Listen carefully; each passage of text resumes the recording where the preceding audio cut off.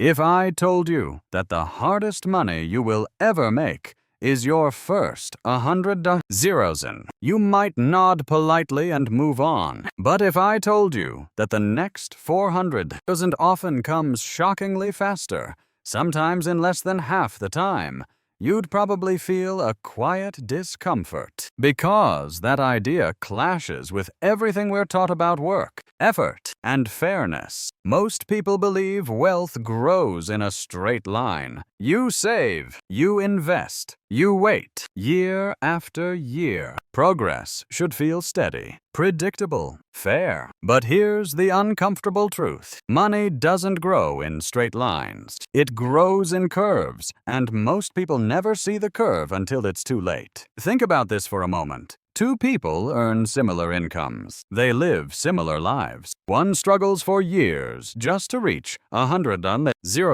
The other crosses that same milestone, and suddenly things change. Accounts grow faster. Mistakes matter less. Opportunities appear that never existed before. It feels almost unfair, as if the rules of the game quietly shifted. And that raises a dangerous question. If effort alone doesn't explain the difference, what does? This is where many Americans feel stuck, especially between ages 35 and 65. You've worked hard. You've done the right things. You've saved, invested, avoided obvious disasters, and yet progress feels painfully slow. Retirement still feels fragile.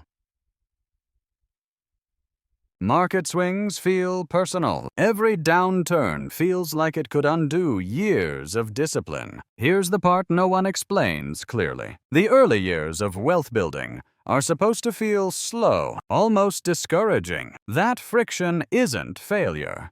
It's physics. And the tragedy is that most people quit or change strategies right before the curve begins to bend. Charlie Munger once warned that the biggest investing mistakes don't come from ignorance. They come from impatience, from misunderstanding how progress actually compounds over time, from expecting visible rewards too early and invisible risks too late. In the next few minutes, I'm not going to sell you a shortcut. There is none. But I am going to show you why the first $100 feels like pushing a boulder uphill, and why, once it crests, gravity quietly takes over. If you've ever wondered why some people seem to escape financial gravity while others never do, this hidden curve explains more than you think. To understand why this matters, right now, we need to anchor ourselves to someone who spent a lifetime watching money, psychology, and human behavior collide.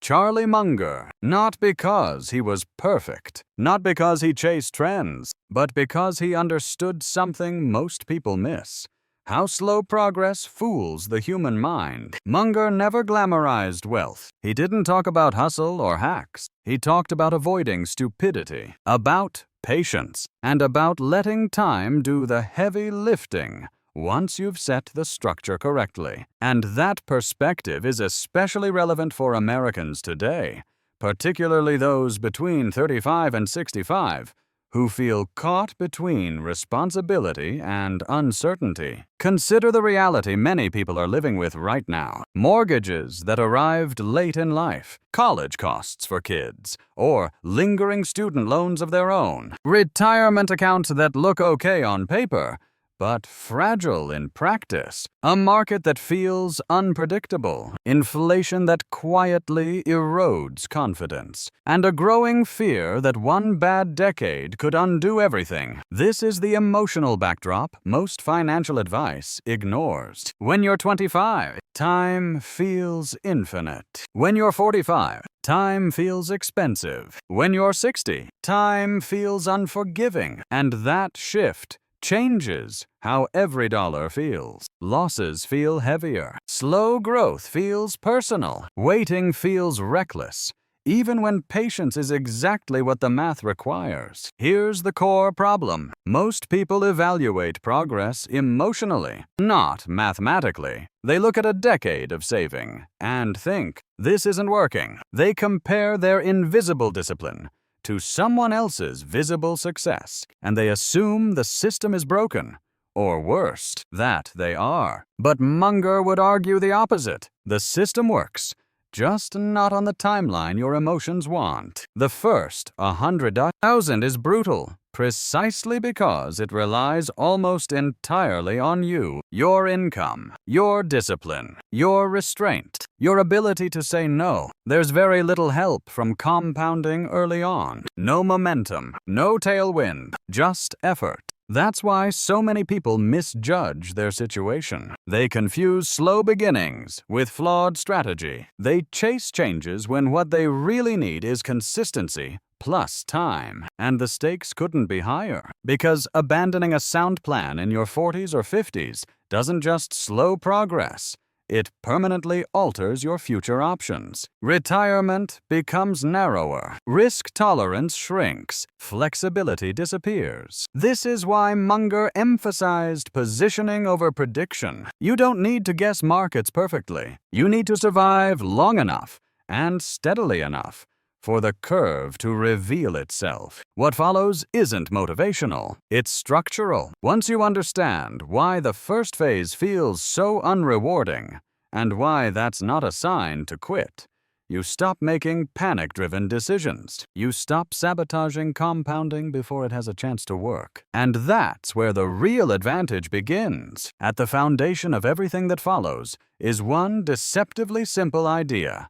An idea Charlie Munger returned to again and again, often with blunt honesty. Compounding only works when you give it time, and time only helps if you don't sabotage it. Most people think compounding is about high returns. Munger knew better. He understood that compounding is first and foremost about survival, patience, and avoiding stupidity. Returns matter, but behavior matters more. Let's start with a hard truth that almost no one likes to hear. The first 100,000 you build is driven far more by your actions than by the market. At that stage, compounding barely helps you. If you save $15,000 a year and earn a reasonable 7% return, the market might add $1 or $2. And in the early years, that feels invisible, discouraging, almost insulting. This is why the first phase feels broken. People expect the market to do the work early. It doesn't. You do. Charlie Munger once put it plainly. The first 100,000 is a bitch, but you gotta do it. He wasn't being dramatic. He was being precise. At $10 and or $20, zeros in. Even strong returns barely register. A 10% gain on $20 is $2. Josen, nice, but not life-changing. At $100, that same 10% is 10 zeros in. Suddenly, the market is doing as much work as you are, and beyond that point, it quietly begins to do more. This is the hidden curve most people never internalize. Let's look at the numbers, not to impress, but to clarify. Assume two investors, both disciplined, both earning the same 7% annual return. Investor A struggles for years and finally reaches 100,000 at age 40. Investor B reaches 100,000 at age 45. 5-year difference. That gap feels enormous emotionally. But here's what happens next. At 7%, $100 becomes roughly $196. And in 10 years, $196 becomes about $385,000 in another 10 years. And from there, $385,000 doesn't crawl. It accelerates. Notice something important. The jump from 100,000 to nearly 400,000 happens faster than the journey to the first 100,000 for most people. Not because effort increased, but because the base got larger. This is where a common misunderstanding creeps in. People say, once I hit 100K, it gets easier. That's only half true. It doesn't get easier because you're smarter or luckier. It gets easier because the math finally starts helping you. Before 100,000, you're pushing the car. After 100,000, the engine starts. And once you pass 300,000 or 400,000, the engine is running, whether you're paying attention or not, as long as you don't hit the brakes. Which brings us to the most dangerous misconception. Many people believe the key to accelerating wealth is more complexity, more trades, more strategies, more optimization. Munger despised this thinking. He understood that complexity often destroys compounding by introducing mistakes at the worst possible times. His philosophy was almost boring. Don't interrupt compounding. Don't panic. Don't chase what you don't understand, because compounding isn't fragile due to returns. It's fragile due to behavior. Consider what typically happens when someone finally reaches 100,000. Confidence rises, attention increases, temptation appears. Suddenly, the urge to do something smart creeps in. Market timing, speculative bets, overconfidence. And this is exactly when people break the curve. They mistake early momentum for skill. They confuse patience with stagnation. They forget that the entire advantage came from not interfering. Munger often emphasized that avoiding big mistakes matters more than capturing every opportunity. One severe drawdown early in the compounding phase doesn't just hurt returns, it permanently flattens the curve. A 50% loss requires a 100% gain just to get back to even. Time doesn't forgive that easily. This is why the foundation of wealth isn't brilliance, it's durability. The real job in the early years isn't to maximize returns. It's to save consistently, invest simply, avoid catastrophic errors, stay emotionally neutral. That's it. Most people fail not because compounding doesn't work, but because they abandon it before it has mass. They expect fireworks during the phase that's supposed to feel quiet. And this leads to the final misunderstanding we need to dismantle. The slow pace before 100,000 isn't a signal to change direction. It's proof you're still in the human-powered phase. Quitting here is like turning back 5 miles before the summit, because the climb felt steep.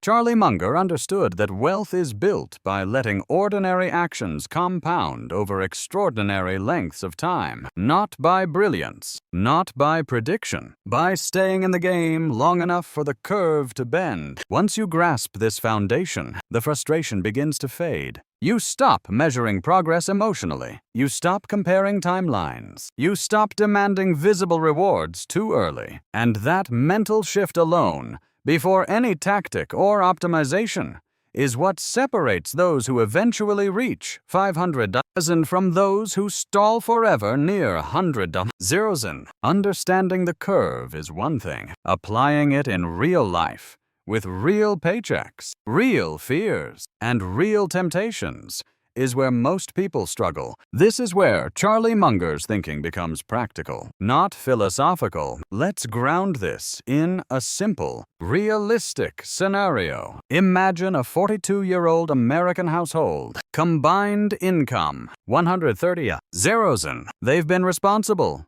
but not extreme. Retirement accounts total 95,000. They feel behind. Every market headline makes them uneasy. Their instinct is to do something smarter to catch up. This is exactly the danger zone. The correct application of the hidden curve at this stage is not acceleration, it's stability. Here's what the math actually says. Assume they invest 20,000 per year across 401ks, IRAs, and taxable accounts. Assume a conservative 7% annual return. Nothing heroic. Year 1, 95,000. 121, 650. Year 5, 220,000. Year 10, 385,000. Year 13 to 14, 500,000. Notice what's happening. The jump from 100,000 to 200,000 takes time and effort. But once contributions stack on top of an expanding base, progress becomes visibly faster. even without changing strategy. This is where people get confused. They assume speed comes from more risk. But in reality, speed comes from scale. Munger repeatedly warned that people overestimate what intelligence can fix and underestimate what consistency can build. In this phase, consistency beats cleverness almost every time. Now, let's address the most common behavioral errors that sabotage this application. Mistake 1. Changing strategy too early. When progress feels slow, people assume the plan is wrong. They abandon diversified investing for concentrated bets. They chase performance. They jump from idea to idea. Each reset destroys time, the one resource compounding needs most. Mistake 2. Overreacting to volatility. A 20% market drop feels catastrophic emotionally, especially when balances finally look meaningful. But mathematically, volatility is normal. Selling during drawdowns doesn't reduce risk.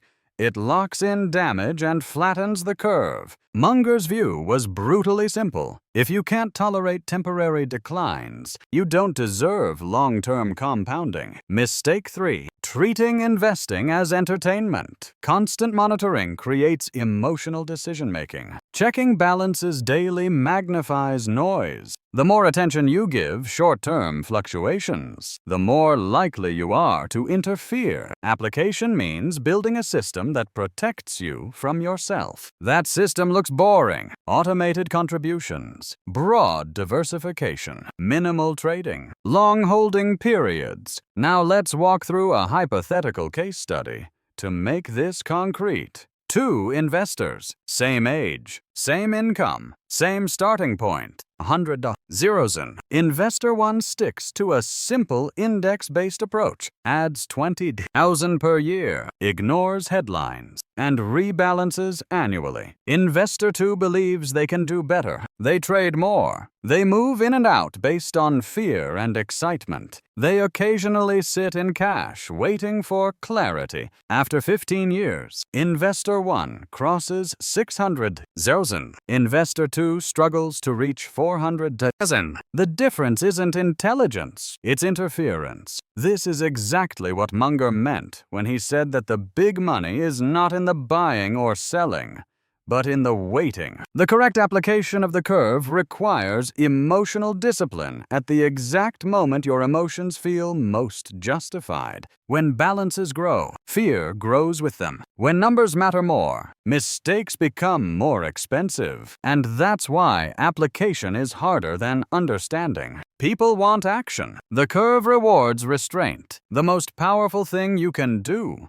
between 100,000 and 500,000 is not optimization. It's non-interruption. Let the base grow. Let contributions stack. Let time compress future gains. Once you cross that threshold, the math begins to feel unfair. In your favor, but only if you don't break it first. Once you understand the curve, and once you apply it correctly, the conversation changes. This is where Charlie Munger's thinking separates itself from ordinary financial advice, not because it's complex, but because it's uncomfortable. Munger believed the real edge in investing comes from thinking inversely. Instead of asking, "How do I get rich faster?" he asked, "How do people reliably destroy their chances? And how do I avoid that?" That inversion is the secret sauce. Most investors obsess over returns. Munger obsessed over risk of ruin, because once you're ruined, the curve doesn't matter. Compounding only works for those who stay alive financially. Here's the insight most people missed. As your wealth grows, the goal quietly shifts. Early on, the goal is accumulation. Later, the goal becomes preservation with growth. And confusing those phases is how people lose decades of progress. Munger saw this repeatedly, especially among successful professionals, doctors, executives, entrepreneurs, people who reached 300,000, 500,000, even $1 million. And then, made one catastrophic mistake. Why? Because success breeds confidence, and confidence tempts complexity. He often warned that people mistake intelligence for immunity. They assume being smart protects them from basic errors. It doesn't. In fact, it often makes things worse, because smart people can rationalize bad decisions more convincingly. This is why Munger avoided leverage like poison. Debt magnifies outcomes, but it also magnifies fragility. One bad cycle, one forced liquidation, and the curve snaps. The advanced insight here is subtle but critical. The faster money seems to grow, the more fragile it becomes if it relies on leverage, prediction, or constant activity. Munger preferred durable wealth, wealth that could survive boredom, recessions, and human error. He once said, "The big money is not in the buying or the selling, but in the waiting." Most people hear that and think it means patience alone. It doesn't. It means structural patience.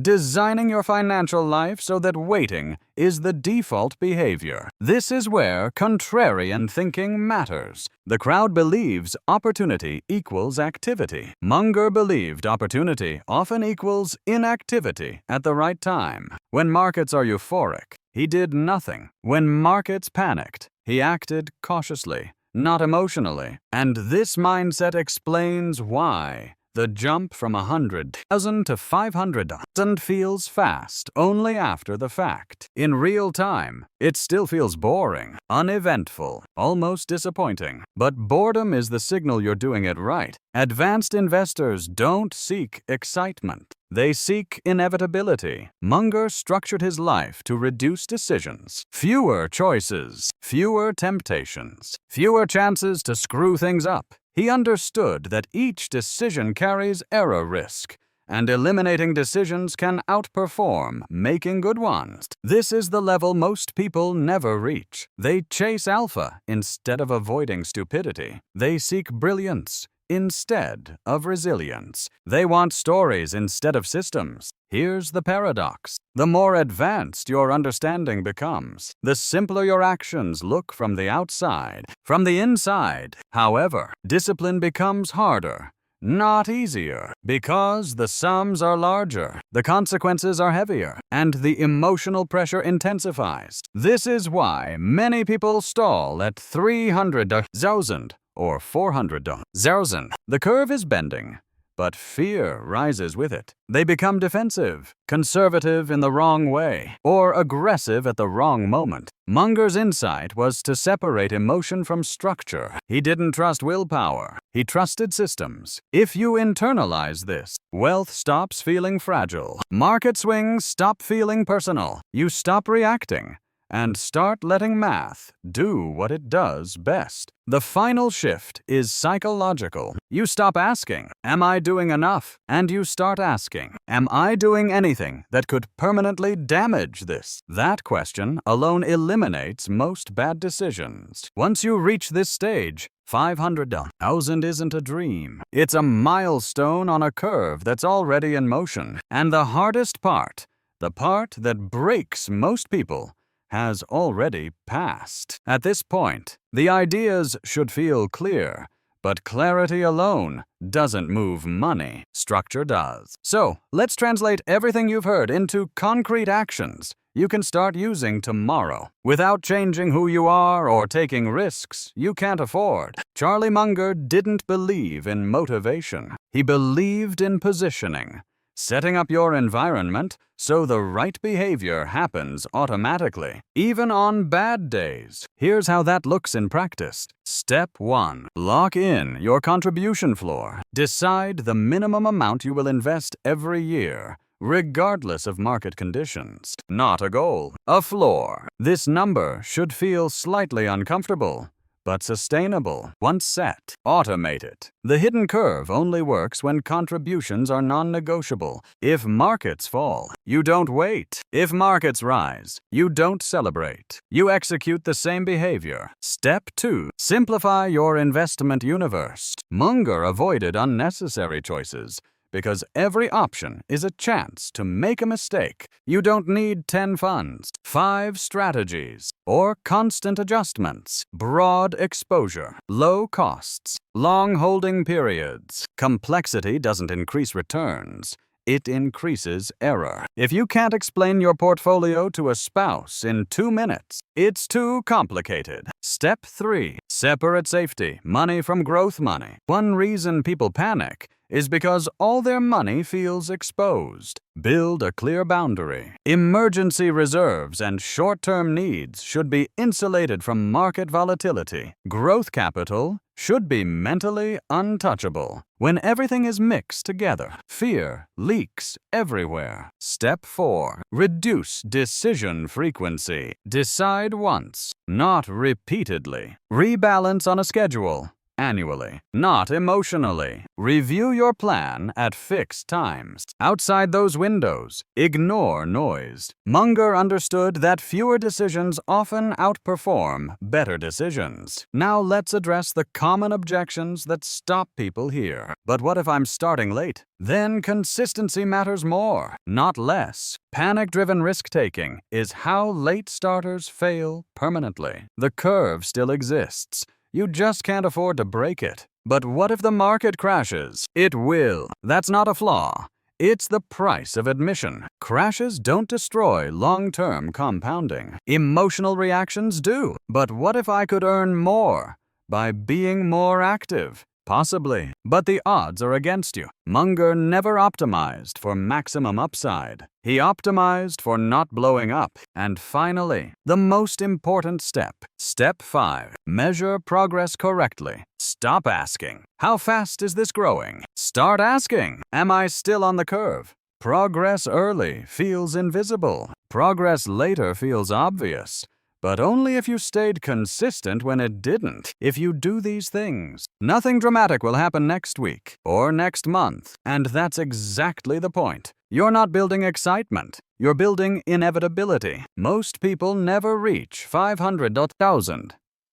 Not because they lacked income or intelligence, but because they never turned the process into something boring enough to survive decades. Do this, and time quietly moves from enemy to ally. Step back for a moment and look at the full arc of what we've covered.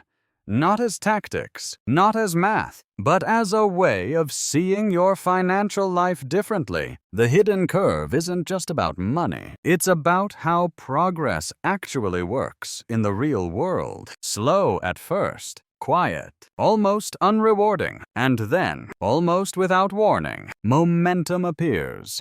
Not because you changed, but because time finally had something to work with. This is why so many people underestimate themselves in the early years and overestimate their control in the later ones. Charlie Munger understood that wealth is less about brilliance and more about temperament, about knowing when to act and when not to, about resisting the urge to judge long-term outcomes through short-term emotions. For Americans approaching the second half of their working lives, this perspective matters deeply. Money is no longer just about accumulation. It's about security, dignity, and freedom of choice. About knowing that a market downturn doesn't threaten your future. About sleeping well, even when headlines are loud. The curve explains why patience feels punished early and rewarded late. Why discipline seems invisible until it isn't. And why comparing your timeline to someone else's